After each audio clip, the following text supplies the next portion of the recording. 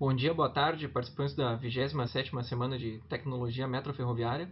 Meu nome é Rafael Piskigarski e irei apresentar o trabalho Utilização de Escalonamento Multidimensional para Análise de Falhas de Tração em Motores de Corrente Contínua. Eu sou analista metroviário da Transurb desde 2012, sou graduado em Engenharia Elétrica pela URGS, pós-graduado pela UFSM em Eficiência Energética. Fui gestor da manutenção preventiva e trabalhei 8 anos na oficina de manutenção de material rodante. E antes disso fui projetista de desenvolvimento de hardware e de softwares em empresas de telecomunicação e também de equipamentos médicos. O objetivo desse trabalho foi estudar as falhas relacionadas à tração de trens, unidade elétrica, com motores de tração de corrente contínua e uma operadora de trens de passageiros, coletando informações dos bancos de dados existentes dentro da empresa, com os pedidos de intervenção e também das ordens de serviço da manutenção, tanto a abertura quanto o fechamento da falha, analisando-as através do escalonamento multidimensional e propondo ações que auxiliem na resolução e na diminuição de falhas do sistema de tração. Falando um pouco sobre o objeto e o ambiente de estudo, a frota que foi estudada é composta de 25 trens de origem japonesa, com 4 carros cada, 2 carros motores, 2 carros reboques. E, no caso estudado, todos os trens estão em composição simples. Totalizam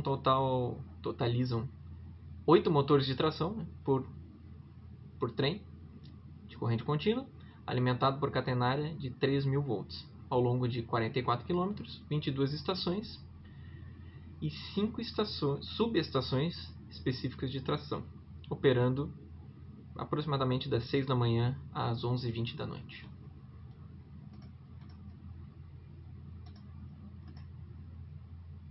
Explicando um pouco da metodologia que foi aplicada nesse trabalho, né?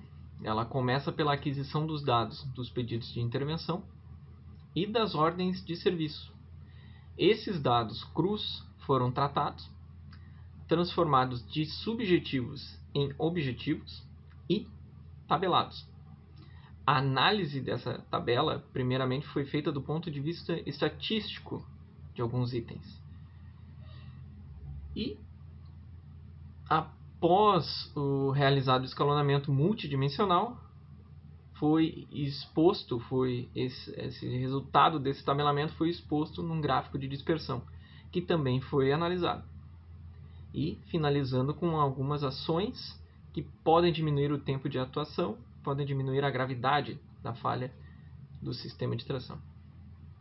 A gente pode definir o processo de operação do trem como tendo as suas entradas, todos os sistemas do trem, e suas saídas são a operação normal ou a falha.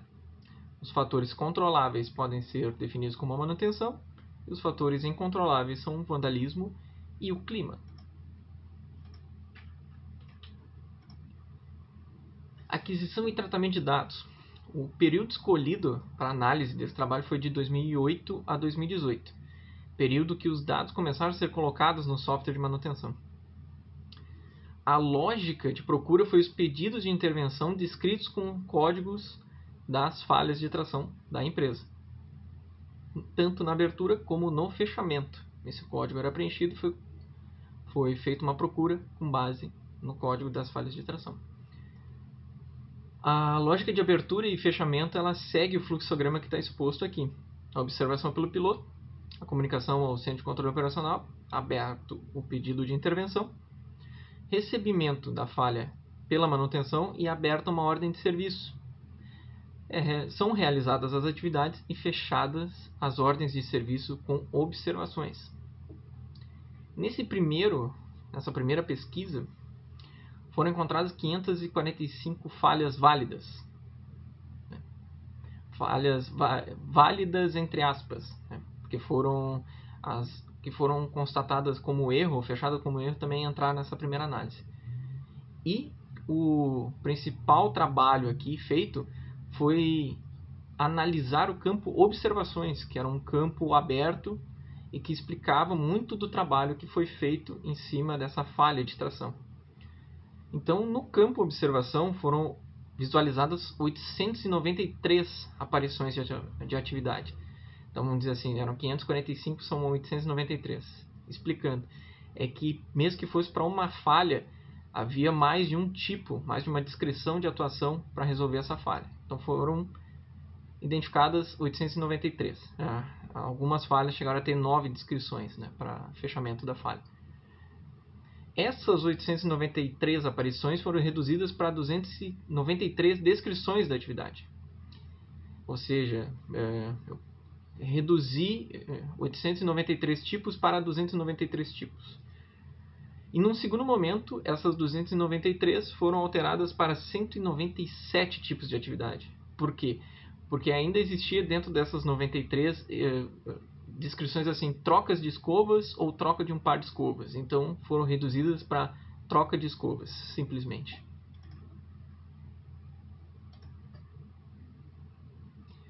Então, na pesquisa, né, dos documentos relacionados à falha de tração, foram tabelados com a intenção de transformar esses dados, em especial do campo observação, tanto do fechamento quanto da abertura também, esses dados que eram qualitativos em quantitativos, que eu pudesse tabelar eles e criar códigos, criar campos.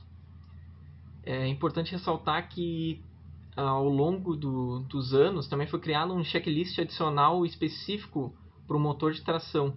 Esse checklist ele não está incluso no software da empresa, então foi necessário fazer uma pesquisa manualmente nesses checklists para também incrementar essa primeira tabela. E para isso foram criados alguns campos e foram utilizados nesse trabalho. Eu vou falar só os que foram realmente efetivos e ficaram, porque inicialmente existiam pegando esse checklist adicional, pegando os pedidos de intervenção, as ordens de serviço, eu criei 97 campos que definiam como foi constatada a falha e como foi resolvida. Porém, por conta da falta de preenchimento de algumas dessas colunas, de 97 acabaram permanecendo 42 colunas para o resto do trabalho. Alguns desses campos, algumas dessas colunas que foram preenchidas, alguns dados assim. O primeiro e esse foi criado para esse trabalho também, que é o identificador da falha, ou seja, é um número incrementado conforme a data de abertura da falha. O código da falha, que é definido pela operadora, a data da falha, a quilometragem do trem, o ano do acontecimento, o nível da falha, o ponto de marcha, que é descrito pelo operador, em que ocorreu a falha de tração, a velocidade também percebida pelo operador. E se não fosse descrito na falha a velocidade que estava o trem, a gente, no caso eu, deixamos esse campo em branco de preenchimento de velocidade. O trecho da via, onde aconteceu, né, foram divididos ao longo dessas 22 estações, o trecho entre as estações, ou a própria estação onde aconteceu, ainda mais o pátio, né, ou a via de manobra, e também se o sistema antipatinação estava ativo, preenchido com sim ou não também. Se na descrição das fases não fossem informados dados referentes aos dois termos, era mantido como não. O equipamento, que no caso são os trens, do número 101 ao 125. A definição do reparo, que é uma lista pré-definida, que já existe no software da empresa, com 27 opções, que correspondem à atividade principal realizada pela manutenção. A descrição do reparo, essa que existiam 893, e algumas das falhas tinham até 9 atividades relacionadas, né? E a posição dos motores afetados, se foi o primeiro, o segundo, o terceiro ou quarto dos carros motores. E como vocês podem ver na tabela, tem uma tabela aqui descrita só com alguns dos exemplos ali. Só um exemplo bem básico ali de alguns dos campos dessa primeira tabela principal. Porém, uma das um dos principais trabalhos, na verdade, foi reduzir ainda mais essas descrições de reparo, essas descrições de manutenção, né? E a solução desse trabalho foi reduzir essa quantidade de descrições com base nos sistemas afetados pelas falhas. Então, dentro desse trabalho, foi primeiramente propostos 11 grupos, baseados na quantidade de aparecimentos, nos sistemas dos trens e na relação com o sistema de tração. Então, assim, tentei abrir o máximo possível de sistemas que são relacionados ao sistema de tração, e os outros que não eram tão relacionados, mas que foram apontados na falha, eu tentei deixar eles agrupados, e vou falar isso a seguir. Primeiramente foram criados 11, mas depois, com a quantidade muito grande de atividades relacionadas ao sistema de tração, em específico ao motor, eu criei 2. Então eu subdividi esse grupo dos motores em 2. O primeiro, chamado grupo macro ST, sistema de tração, ST1, só com itens que foram substituídos, como coletor, porta-escovas, escovas, algum item do truque relacionado ao motor, o centelhador e o filtro. E o outro grupo subdividido foi o STA, só de ações no motor, quer dizer, não foi substituído nada, ou foi substituído em conjunto, mas teve uma ação, pelo menos. Pode ser a verificação da umidade, a retirada também, né? A medição da isolação, a limpeza, a sopragem, somente a verificação ou a sincronização dos motores.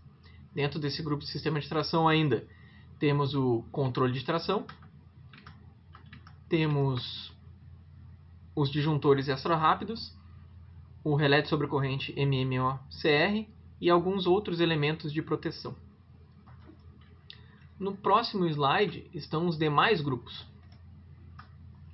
que são o SA, sistema de alta tensão, subdividido entre SA1, que é o pantógrafo, a pressão do ar, a medição da pressão ou algum elemento envolvendo a pressão do ar, chave seletora, resistores e canoa.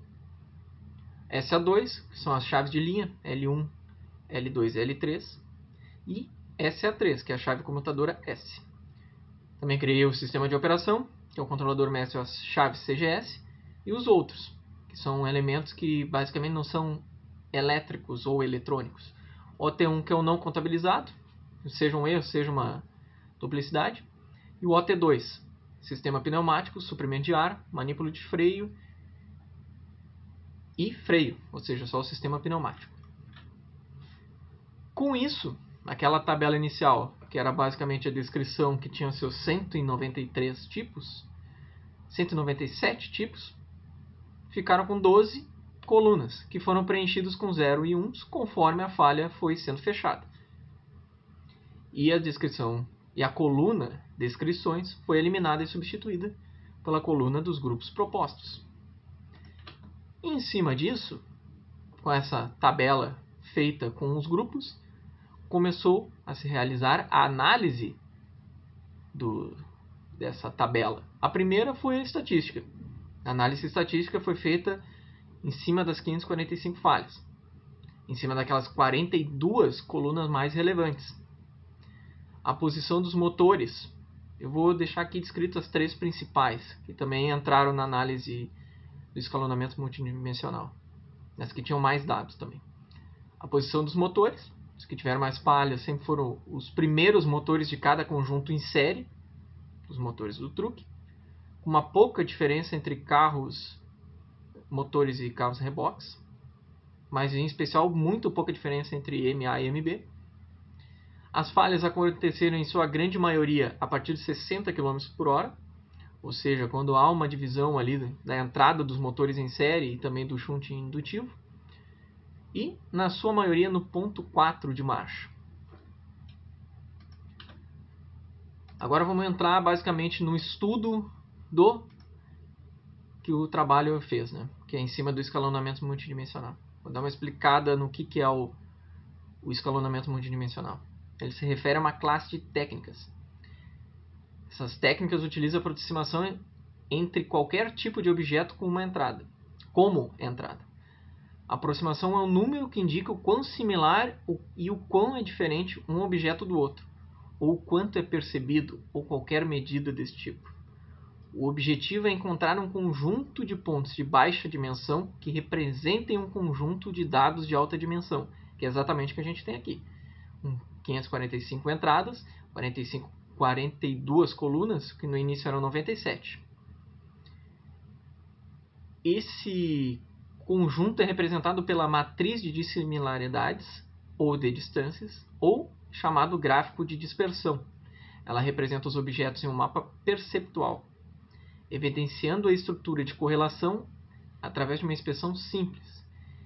O gráfico de dispersão e análise do escalonamento multidimensional foi apresentado aqui, foi realizado em cima do software IBM SPSS. E para análise do escalonamento multidimensional, foram retiradas algumas falhas que pelo menos não tinham 90% desses 42 campos preenchidos. Então, as entradas válidas para o escalonamento multidimensional acabaram sendo 220 entradas.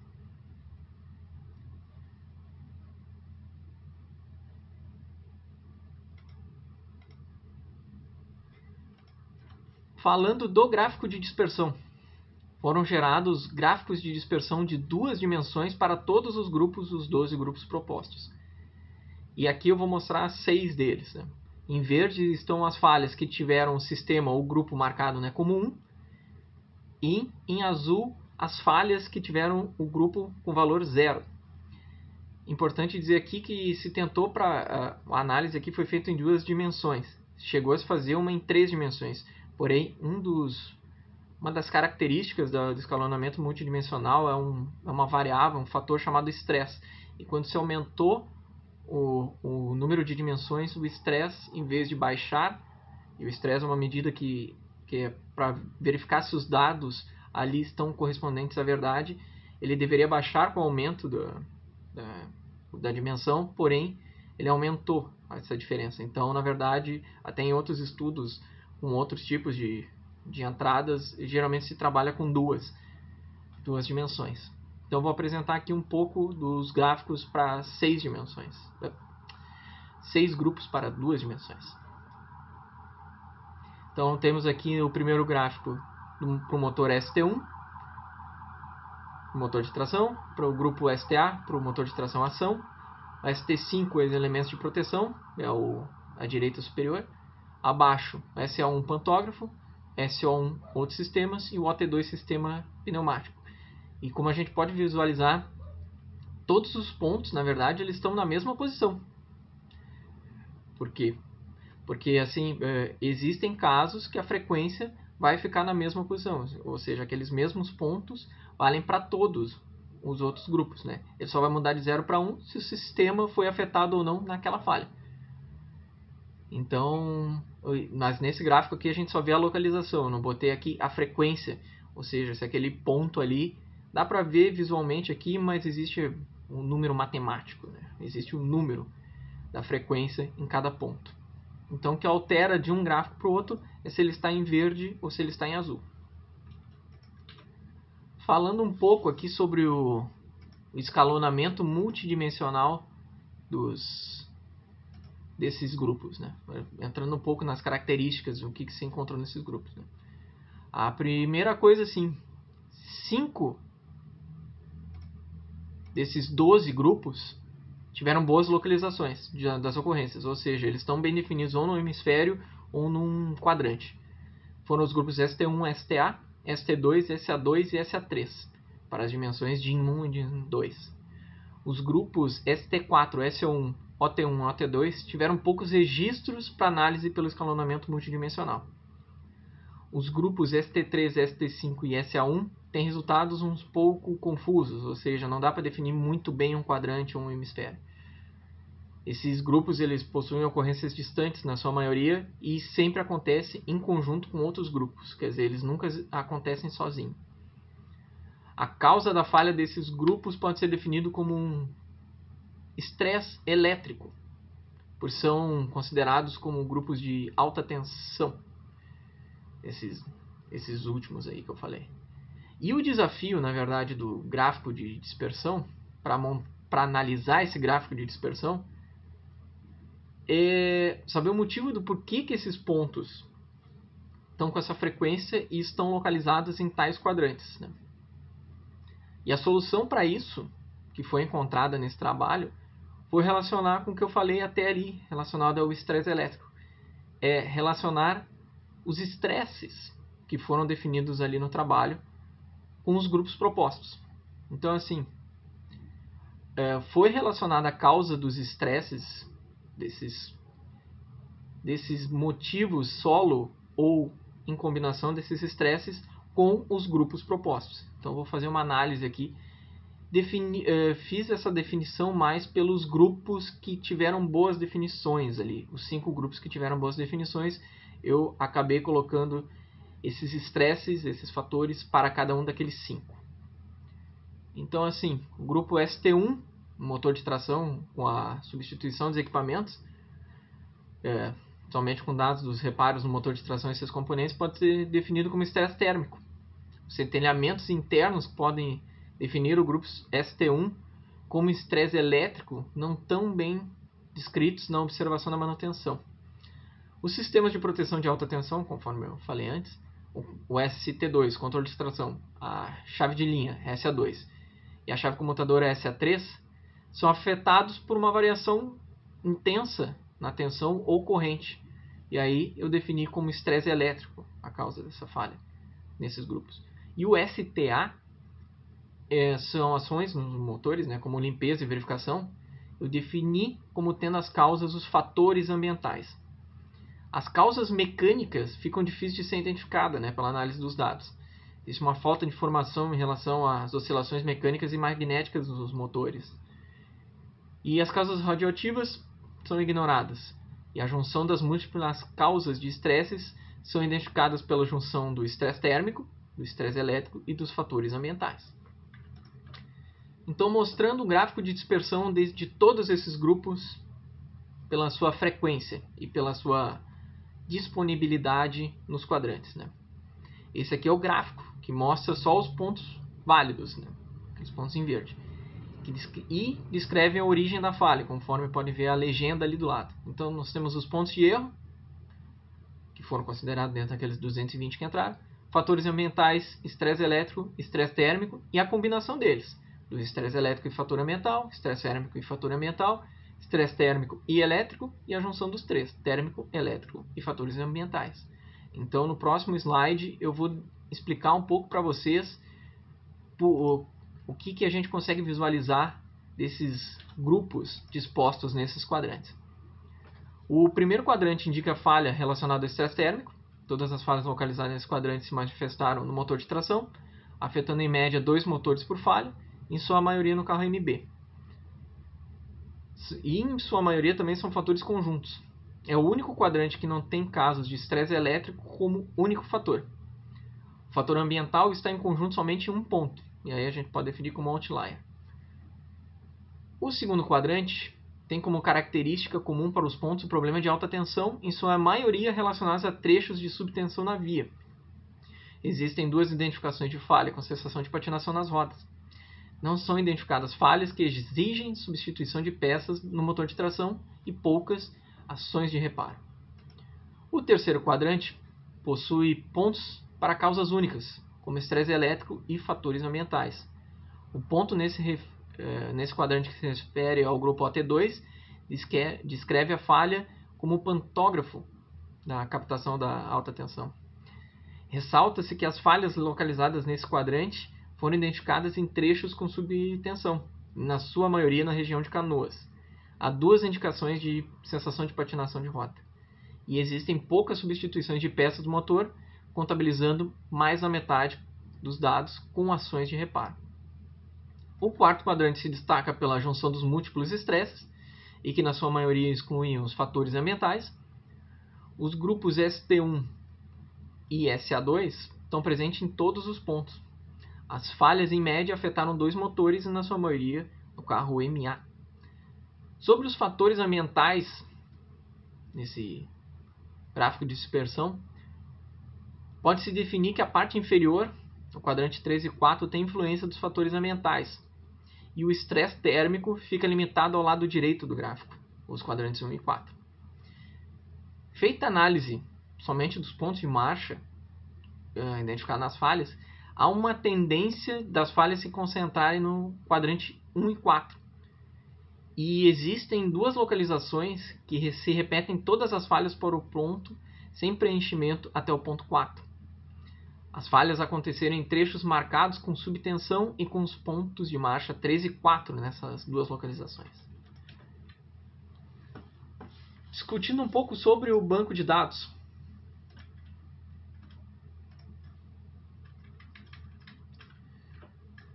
Essa discussão aqui sobre o banco de dados. Dos 220 casos, somente 3 têm sistema de antipatinação identificado como ligado e estão dentro de frequência de outros grupos. A sensação de patinação está presente em 5 das 220 entradas analisadas, também acontecendo em conjunto com outros fatores.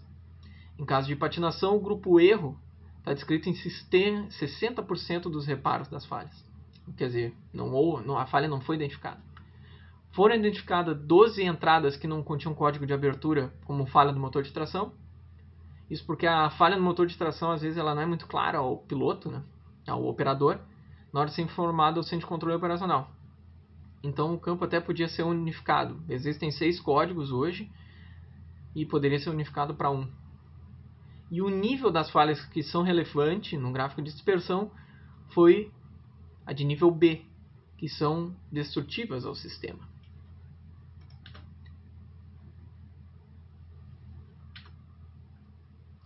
Então, em relação às propostas que esse trabalho até ele gera, né? As falhas do nível C não entraram nos estudos e pode ser indicativo de falhas graves e tem que ser analisada, em especial instrumentando o sistema de alta tensão e o sistema de tração, registrando e analisando para que depois, posteriormente, possa evoluir a manutenção preditiva das falhas de tração. As informações sobre variações bruscas na alimentação e sobre a atuação dos sistemas de proteção dos motores, se registradas, são válidas para ações da manutenção corretiva. A criação de um campo para informar a quilometragem do motor na identificação da falha e o tipo de manutenção recente que foi submetido são de interesse para análise, para que sejam criadas ações mitigadoras nas atividades de manutenção preventiva. Informações a respeito da isolação do motor podem ser acrescentadas às atividades de revisão geral e também nas revisões menores. E a medição também dessa isolação após a ocorrência de falha pela manutenção corretiva, para a gente conseguir comprovar, em especial, a origem da falha por estresse térmico. Foi identificada falhas comuns nos trechos de subtensão. Esses trechos de subtensão também são baixos ao longo da via, mas eles acontecem de vez em quando. E de causa térmica para os pontos 3 e 4. É recomendado até monitorar por um período maior de tempo. Dentro do trabalho ali foi incluso um período de 1 semana de monitoramento da subtensão ao longo da via. Então seria interessante deixar por mais tempo, ver como é que funciona a dinâmica da alimentação e também da troca dos pontos do trem.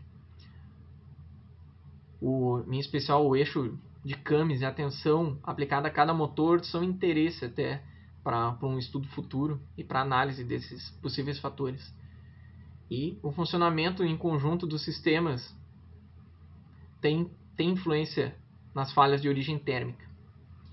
As causas das falhas identificadas como de origem térmica e elétrica podem ser tratadas nas revisões gerais do motor. Dados provenientes da revisão geral sobre isolação dos motores e de itens internos podem ser acrescentados para análise de falhas. Os fatores ambientais já são tratados durante uma revisão de 33.000, mas talvez limpezas e sopragens nos motores e nos demais sistemas de proteção podem ter uma ação preventiva com falhas nessa origem de fator ambiental. Assim também como um processo de filtragem que não influencie no resfriamento do motor. Outra coisa, assim, baseado também na discussão do gráfico de dispersão e do banco de dados, foi criado também um diagrama espinha de causa e efeito. com 3 entradas, né, para a operação normal do trem. Né? Por exemplo, a manutenção tem nas suas causas a periodicidade. As atividades de limpeza em quilometragens menores podem auxiliar nas falhas causadas por fatores ambientais. Considera-se o processo como uma causa das falhas, porque os registros de testes durante a manutenção profunda dos sistemas dos equipamentos de tração não são apontados nas ordens de serviço. O material é considerado como causa, porque, por exemplo, o filtro empregado no motor de tração às vezes não atua de maneira eficaz. A manutenção corretiva tem influência no processo de atuação das falhas, já que nas observações faltam algumas descrições sobre as atividades e os sistemas que foram afetados.